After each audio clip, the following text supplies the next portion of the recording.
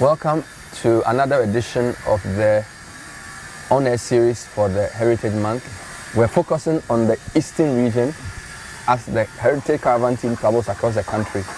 Today we want to focus a bit more on Ugua, a town a lot of us are told in school is the hometown of Okomfo Anokye. We will use that to try and understand the Eastern region's topography, particularly within the Akwapim areas. We've already discussed the Akwamu issue. We'll try and understand the role of Ugua historically in Ghana and try and use that to understand the Akwapim areas and their links with the Guans. Guan and Akan is my guest. Guan, thanks for joining us. Yeah. We're seeing the Eastern region, a very fantastic region. To go back to what you said earlier, you said the Eastern region is very diverse. The Kwewus are there, the Achim are there, the Kwapims are there, the Akwamus are there, and the Dangbe are there. Yeah. Now, where is Ugua and how important is it to the history of what we have as present-day Ghana? Thank you very much. The Ugua are also in the hilly Guan, what we call the Akwapim range on the mountains. Normally, people from that area, when they are going there, including you, they say, I'm going to Ofie. That's how they call the hill, Ofie. So some people say, Ofie Kwasobreu. So that is the hill. And as you know, Ghanaians believe, or it is generally believed that there are people who are very respectful. Even when they are insulting, they say, "Mi pachosi, we are here." You see, so these are the kind of people we are talking about. And Ugua is among the 17 states that make up the Akwapim state. Originally a hilly Guan, okay, in that community. So in the community Ugua is living in is described as Okre. And the language they speak is Cherepon, which is from Ochiripompo. The group is about 5. That's the Great Okre in that area. And the Cherepon is coming from the Akan used to teach them that they are people who can raid and sell them. So Cherepon, that's how they used to buy it. Is Cherepon. They are great mighty people who are on the hill. And among the Cherepons or the Okre people are the Ugua, Aprede, and the Biru. Sometimes some even add Abanse and then Asasiesu, which of Akan origin, but they are also in that area. Even though some believe the Aboriginal people are there. So that's from the Okre speakers. So there's Deu, Ebiru, Ugua, and Asasiesu. No, Asasiesu is not Aprede. Aprede. Yes. These are within the Okre area, yes, Edukrum. And Edukrum. But you said there are 17 Akwapim states. These 5 are part of the 17. Part of the 17, so you have the Eburi. You have your hometown, Obosomase. That's my mother's hometown. Yes. Then you have... Obosomase is my... Let's just be clear. We are patrilineal, so I'm from Joje. But Obosomase is where my mother's father comes from. Okay. That's true. Then you have the Abutechi. You have the Manfe. You have the Mampong. You have Amanokrum. Okay. You have Tutu. Okay. Then you have Abanse. You have Asasieso. Then you have Larteh. You have Larteh. All of them. And then and the Ashirase. 17. So, but the capital of the state is Ikropong, adding to 8. I see. Ikropong. So there's a Aprede, Eburi, Edukrom, Obosomase, Mampong, Tutu. In fact, when you're driving up the hill, you can actually see these towns. Yeah. Then there's Manfe, Amanokrom, Larteh, Kubease, Larteh, is it Abenase? Is it Larteh and Larteh Kubease, all making the Larteh group? That's Omani Mensa Bunsu. Then you have Abutechi. Abutechi. That is where they signed the 1733 Accord that created the Akwapim state. Because there is Chenku deity there, and that is a powerful deity. It moves all the way to the Chenku forces at Dodua area. That water, it moves all the way from Obosomase. So the deity Chenku itself is at the hills of Abutechi. That's where it moves. And there's also Abonse. There's Abonse. And then there's Deu, yes, Ebiru. There's Asasieso. And then Ugua. So Ugua is known to be where Okomfo Anokye came from. Yeah. But what does it even mean? What does Ugua mean? Ewukugwa means Ewuku's market. Oh, okay. Ewuku's market. I see. So their leader Ewuku, when they were moving, you see, the Guan people were Aboriginals.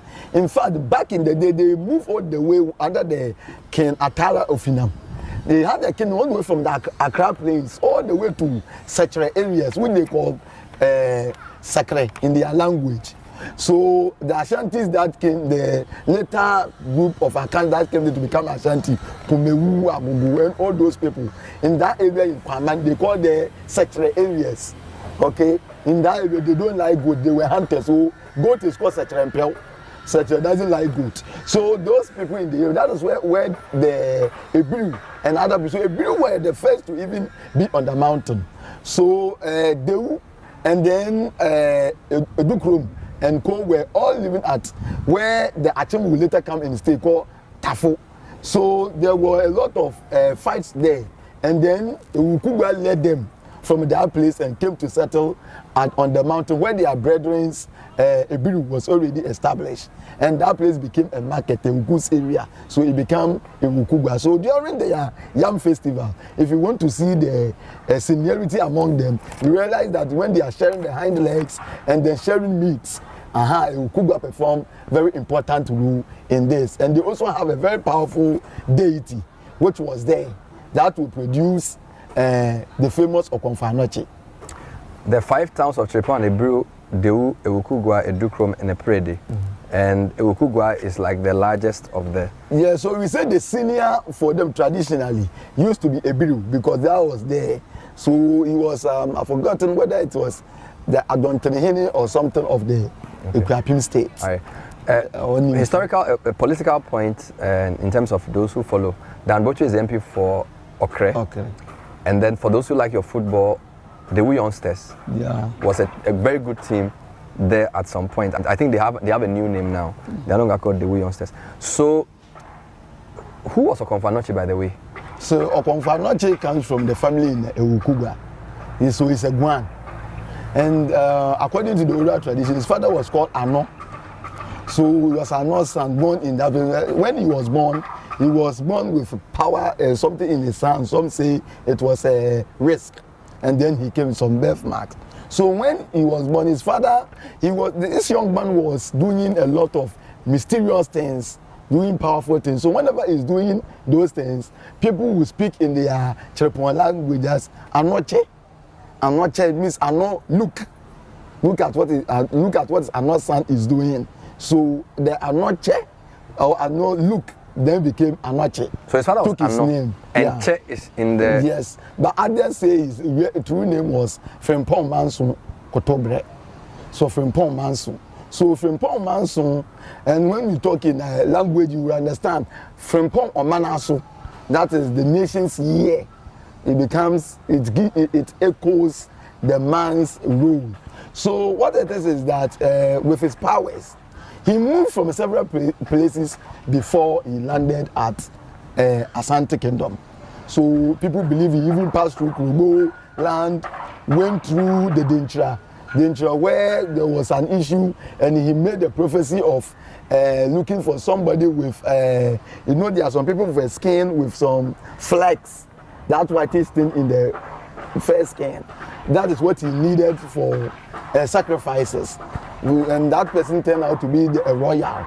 So when he made that prophecy, the Dintra people had wanted to use him because he himself is very fair. So he fled from Dintra and then entered Ashanti with his friend he had made that time, Otumfuo, or this year, Osei Tutu was learning the art of statecraft from the Dintra courts. So it was there the oral tradition says they made friendship.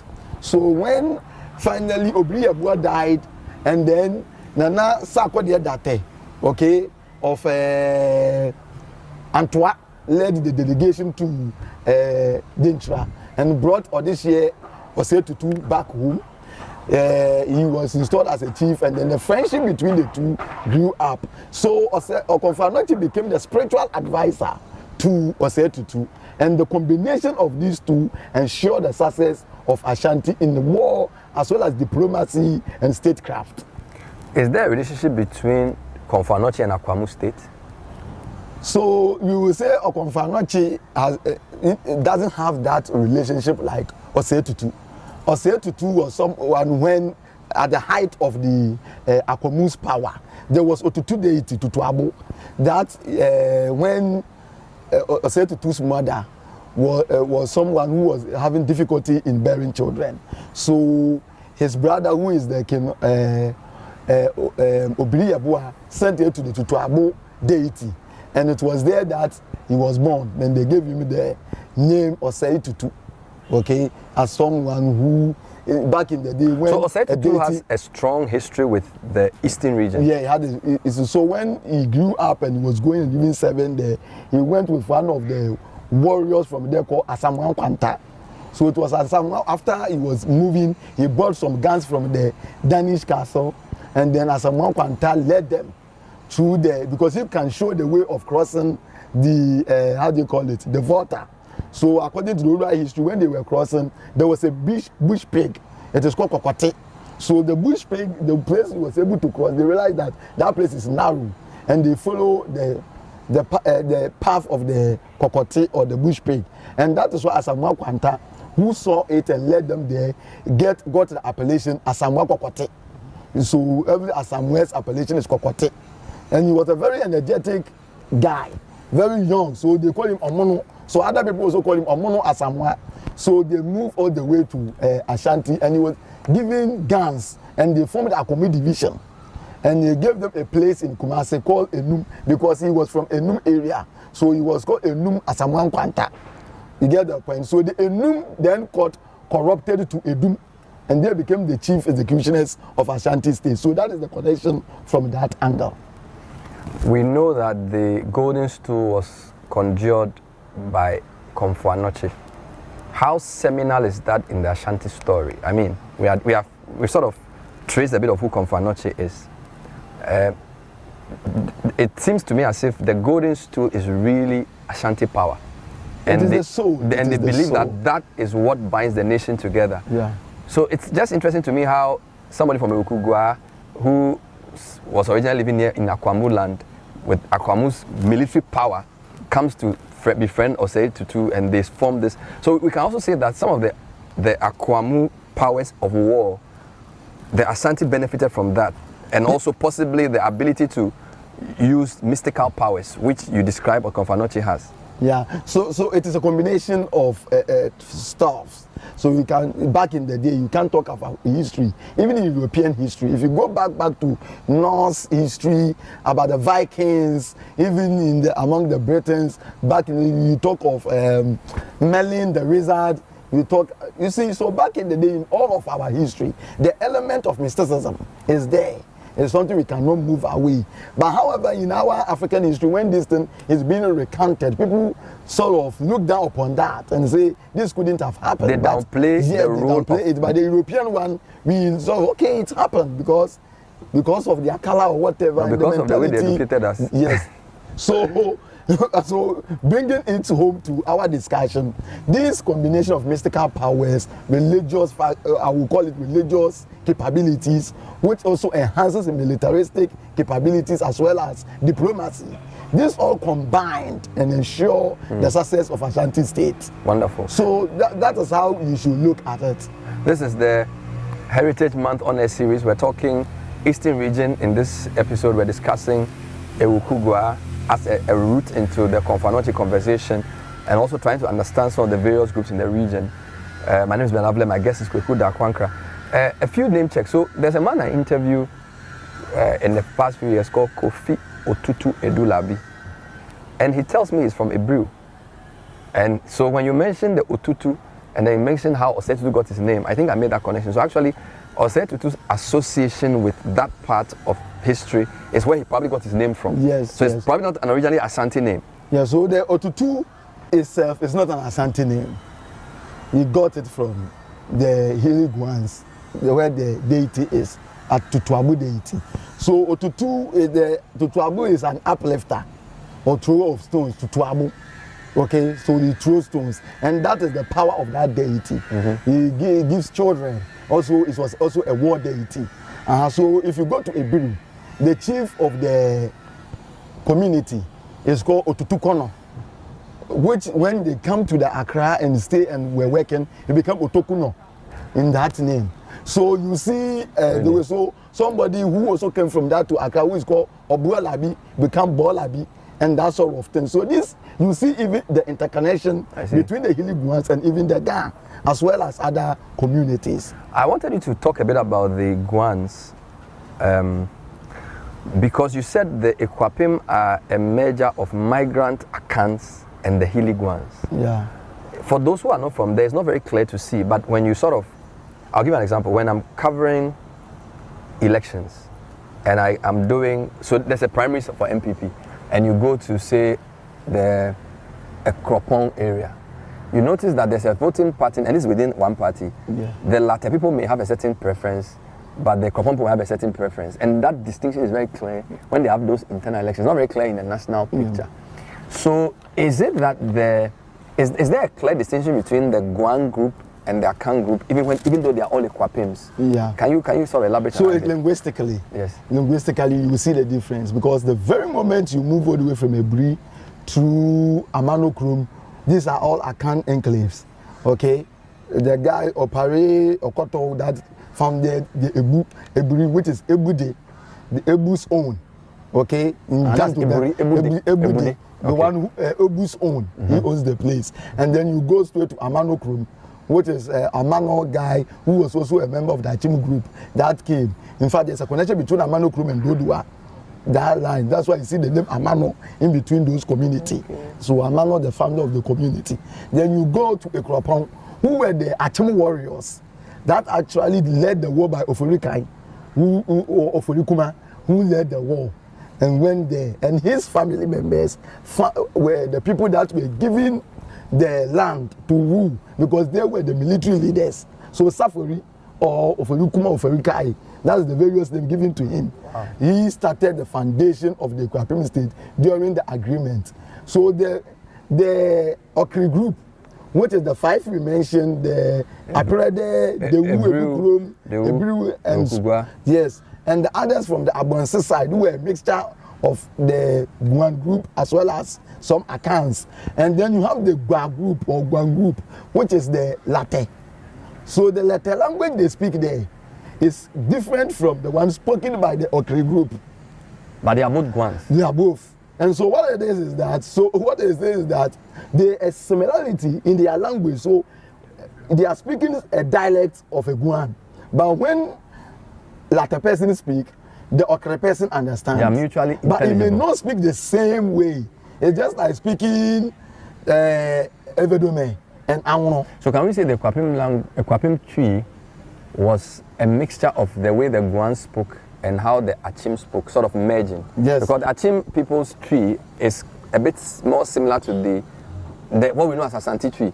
Yeah, but so then, I like the angle you took. So it is hybridization. Yes. Every language, when it interacts with an Aboriginal language, produce a unique hybridized language. So Ekwapim is a hybrid. The ones the Achimo brought, the ones Mampon people from the Ashanti area also brought today in the Mampon state, all commingled with the Aboriginal languages of Larteh and the Okre to produce that unique Ekwapim language. In the same way, if you go to Western region, the Takrade and other Fantis there, you see the Fanti language intermingling with a hunter people between Impaho and then others in Sekendi, as well as the Nzaba language, producing that unique language there. You see the Fantis also coming to the Central Regional Enclave. Their language mixing with the Eti language to produce that unique Bono language they brought from Techiman to produce the Infante. And then also mixed with some Portuguese and European languages. So you see how the languages can come about. Look at Ga. The language, whatever language historically we claim they are brought from the East, either Yoruba or wherever, also intermingled with the Obutu language, with the people of Senya Breku areas, also producing the unique Ga language they speak today. In Volta region, the same way, if you go to the reason why the Volta area is a little bit different from this thing is it's intermingled with the Aboriginal Eti and Guans that were there. So you see element of Akan names. So why will Kwankrom become Kwandu? Because they do in every language means what? Town. And the town was founded by Aboriginal person who moved all the way from the Guan areas of BA, move all the way down there and found Kwankrom. When the Ewe came to me, they became Kwandu, and now we have Pandu. So this you see that's very controversial. I'm sure I'll have a long letter from somebody. You won't have any long letter because it's established work that Apowazi, who is a true Ewe, has written about. No, I do understand that the Ewes in the Vedome side, so Pando, Krepi, Peki areas, there's a lot of Akan influence. But I didn't know about the Kwando unfortunately, when people, we are all mixture. Who is a true Ewe today? Okay, we all came to meet people, but always the history favors the superpower, the one with the numbers, that bury others within them. So when we even get the name of the Aboriginals, we are trying to say, I belong to the major group, because that is the people who are now telling the story. Wonderful. So somebody comes from Volta region, it's called Asiedu, Ejieni. This is a typical Ewe name. You will know somebody is called Jisan. You will say you will have to find a way within the Ewe language and look for Ewe variables to translate it. But if you go back, you will see that not Akan per se, but Akan themselves also borrowed a lot from the Eti and the Guans. So the whole thing is the Guan and the Guan factor. Guan are the people. We all came to meet them. They are the people we have to mix with and mix. So the Guan were Aboriginals, the Eti were Aboriginals. Okay. If you go to Cape Coast, the Cape Coasters who were the Fetu were Aboriginals. Abrem were also there, Elmina were. These were Aboriginal groups that were there. Komante the Injedum were also Aboriginal. They are not Guans, they are not Eti, but they are also different. Wow. So you see all these Aboriginal ethnic groups, Asebu, at a communicated in this hometown, they are also the same people. It is the people from Asebu that's going to find the disco, lower and upper disco, and Busia areas. They are all the same people. Wow. I like that trajectory. I want to come back to the Hilly Guans and end on Larteh, because I've grown up with a lot of Lartehs when I was... who are the Larteh people and how different are they as Guans? So Larteh people, we know that historically they were also on the south, and they were led by their leader Ade Ite Fianko, and they moved all the way. So they call them Larteh, firestone in the language. Firestone, Larteh. But that's Ghana, right? No, so that's the language itself. So it's their language. The Guan language itself, which is Obutu Aguan, which is the Senyabreku people. And their language completely influenced Ghana language. So that's why the non-Guans actually borrowed the Guan language. Which non-Guans? Non. So the non-Guans, okay. So I'm Ewe. Fred is Ghana. These are the people who rather chose and used Guan words and adopted it into their language. Just like the Fantis too borrowed from the Eti, who were Aboriginals. So for Eti Kasa, they have taken the Eti language. So Larteh is, you see, stone, fire. Firestone. You know what's funny? And this is a very unrelated story. I lived in a place called Firestone in Medina. That's where I live right now. A lot of the people, my neighbors were Larteh people. But the company there, which was called Firestone, was different because that company was they had a franchise for this American Thai company. So that's why they call it Firestone. But there's a lot of Larteh people who lived in that enclave. Yeah. But that's a different story. So the Larteh people, you say, were also from the south. Yeah. Before they mingled with the Akans. Yes. And so what's the headquarters? Is it Edukrom? No. The Larteh people are Larteh Kubiase used to be the headquarters. Okay, and but now they are divided. You have the Larteh Kubiase, which is down there, and Larteh Ahinase at the top. So if you reach Larteh, if you ever go to the town, you see one road leads down, another one leads up. They are the same people. They are the same people, but with their different leader. So Ajemfre and his people are at the top, which is the Larteh Ahinase. And then you go to the Kubiase area, getting to the down there, you have the Jedun Kansen and his people right there. So the Jedun Kansen were the first people to be there before other people came to. So they also were different groups. They passed through different trajectory, but they speak the same language. Before the people who were there, who called themselves the original, the Jampo people, which now you understand as Jampo, were also there. Jampo, which is, I was there, Aboriginal, who was a settler there, first to come. So they are there and they call them, now the name has become Jampo, the family, as it is. It's funny. And then the Jampo I know says is from Salt pond. No, the mother, because he's using Akan matrilineal system. So if your mother comes from a community. Also, Jampo is Larteh on the father side. Yes, and but the his mother comes from Salt Pond. So that makes him a Fanti.